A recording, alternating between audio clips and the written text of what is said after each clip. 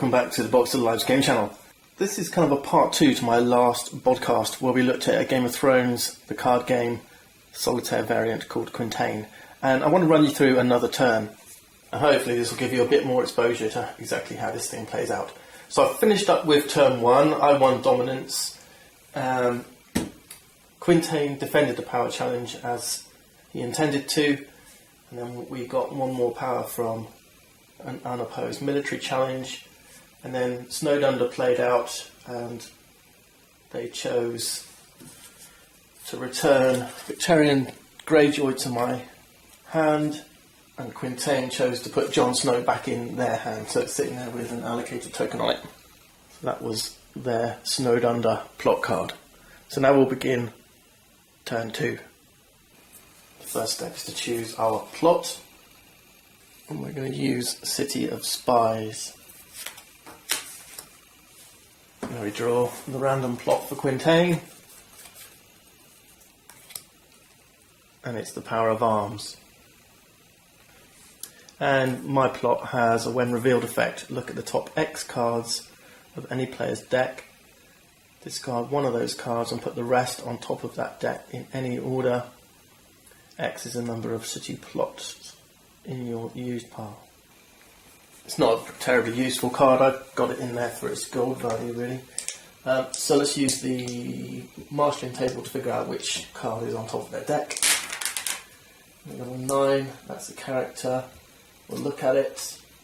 It's Knight of the Tumblestone, which we'll discard. I win the initiative. I'm going to choose to go first, I think. So first off, let's draw 2 cards. We get Kingsmoot and Asher Greyjoy. Quintain gets 2 unallocated tokens, that's the 2 new cards in his hand. And we'll now also add 1 power to Quintain's house card for this tougher challenge. I'll take my 4 gold from the plots, plus 1 from the gatehouse, that's 5, and we'll play Victorian back in, and that'll do. We'll use that extra gold for dominance hopefully. Quintain's going to grab just 3 gold. Let's roll for the marshalling table. We've got 11, so we're going to play an attachment. Let's draw an attachment. And we get ice. What we've got to do now is figure out, do we have a suitable target for ice? Well, we do. We've got, it says it needs to be a Stark character only, and these are both Stark characters. Grey Wind says no attachments. Right, wolves can't carry swords, but we can put it on House Umber Berserkers. So this is attached here, and we spend 2 gold. Now if we didn't have a suitable character, all we would do is place that up in his hand and replace this with an allocated token instead. Yeah, so we would know, we'd put this in his hand as a known card. As it is, we're good.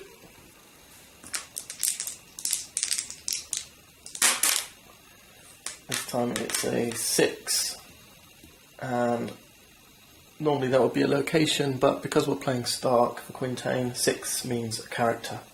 And the rules tell us if we have a card of that type exposed in their hand, then we will play that. So Jon Snow's coming back into play. We'll spend the last of their gold. Challenges now, and I'm feeling a little bit cautious. I'm going to do an intrigue challenge with Bloodthirsty Crew, which they can't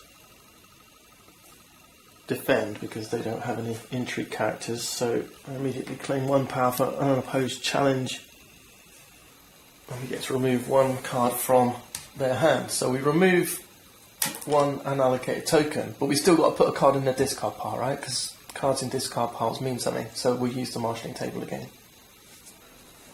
So we'll roll, and it's a 2, so it's an event card. So we draw this and we go straight to the discard pile as claim for our intrigue challenge. Now just to give you another example of how this works, assume this had been in their hand and it would have had an allocated token on it. Now when we're deciding which card to draw from the hand, what we do is we take these tokens, and this is why they're different colours, we shuffle them up, try not to drop them on the floor, and then we pull one at random. If we pull the red one, then this gets discarded. If we pull a green one at random, then we pick one at random using the marshalling table. Right, so that's why we've got red and green allocated and unallocated tokens.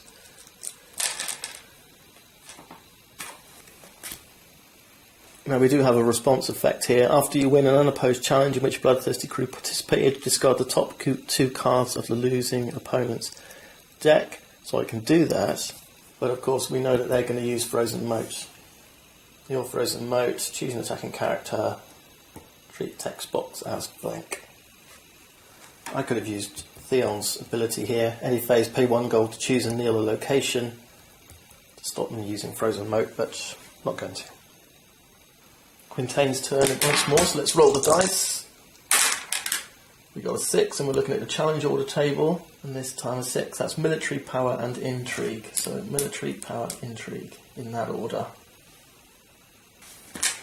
We're on the attack sequence, we're going to roll for aggressiveness.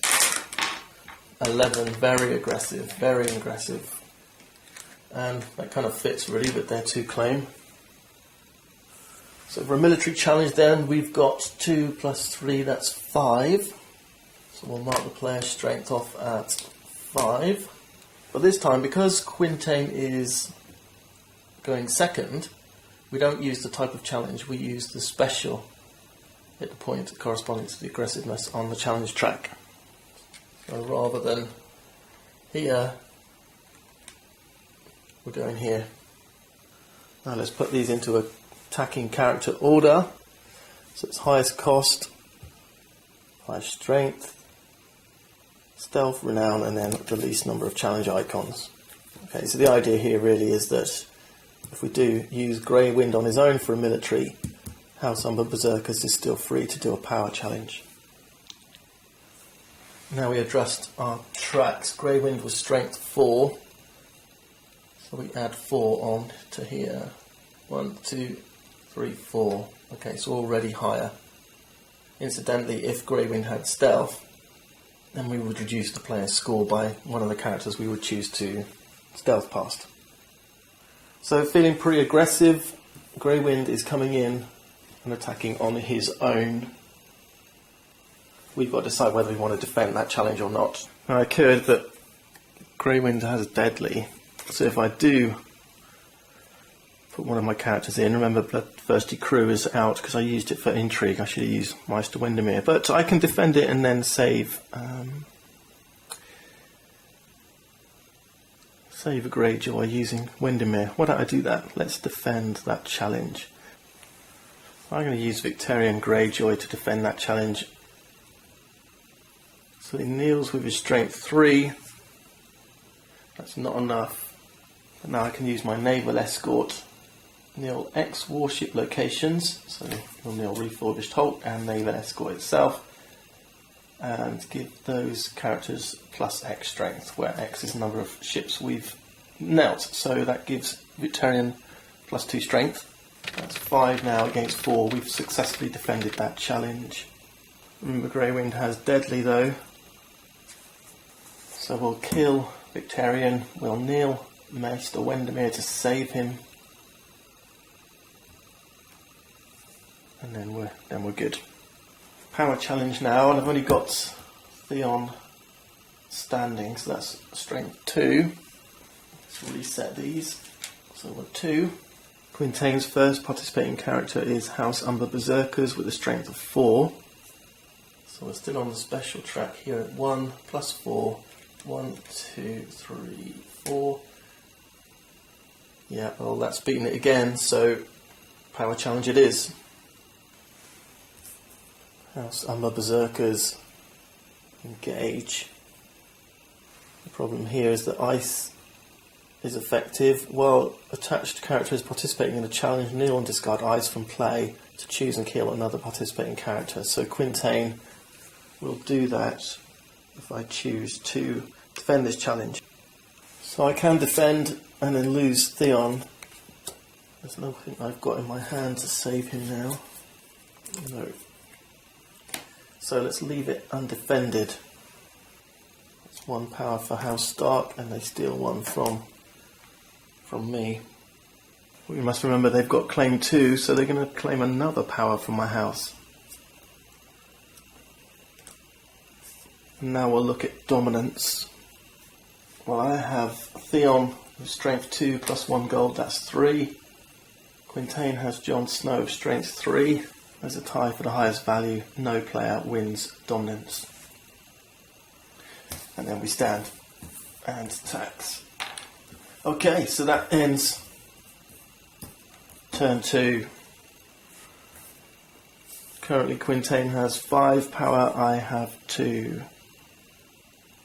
So I've got a little bit of work to do to grab the lead back, but I'm pretty confident in my deck, with quite a few good cards out now. Unless he pulls a horrible plot